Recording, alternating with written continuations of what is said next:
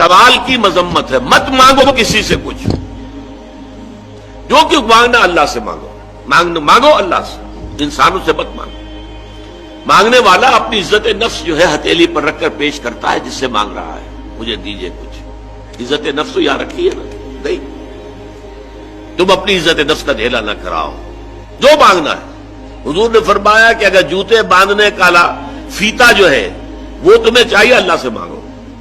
اب یہ اللہ کا معاملہ کس ذریعے سے پہنچا دے، کس کے دل میں ڈال دے، کیا شکل پیدا کر دے، تمام اسباب جو ہے عالم کے وہ تو اللہ کے قبضہ قدرت میں ہے۔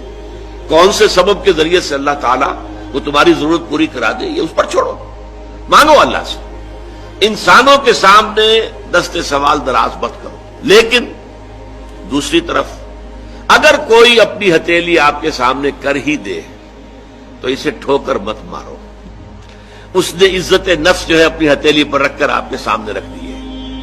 اب تمہاری مروت، تمہاری شرافت کا تقاضا یہ ہے کہ اما السائل فلا تنہر، اب انہیں جھڑکنا نہیں ہے، ڈانٹ ڈپٹ نہیں کرنی ہے۔ اگرچہ ہمارے آج کل کے معاشرے میں جو پروفیشن بن گیا بیگری کا، اس میں بسا اوقات جو ہے پیچھا چھڑانا مشکل ہو جاتا ہے، اور واقعہ یہ ہے کہ ان کی اگر مدد کی جائے، اب کیا ہے، وہ آپ نے 1 روپیہ دے دیا تو بعض لوگ سمجھتے ہیں شاید بہت بڑا، میں نے حاتم طائی کی قبر پر لاک مار دی، روپیہ دے دیا، لیکن یہ تو اصل میں انسٹیٹیوشن آف بیگری کو آپ نے سپورٹ کیا۔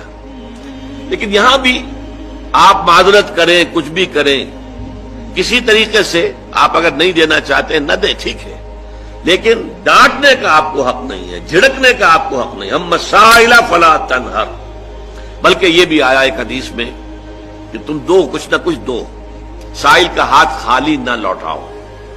یہاں تک ایک حدیث میں الفاظ ہیں سائل کو ضرور دو، خواہ وہ گھوڑے پر سوار ہو کر تمہارے پاس آیا۔ گھوڑے پر سوار ہو کر آنے والا جو ہے وہ تو صاحب عزت، صاحب حیثیت انسان ہوتا تھا نا۔ گھوڑا تو عرب میں ہر ایک کے پاس نہیں ہوتا تھا، اونٹ تو کہہ سکتے ہیں آپ کے بہت عام تھا، بھیڑیں بکریاں عام تھی، گھوڑا جو ہے وہ تو کسی صاحب ثروت انسان کے پاس ہی ہوتا تھا، صاحب حیثیت۔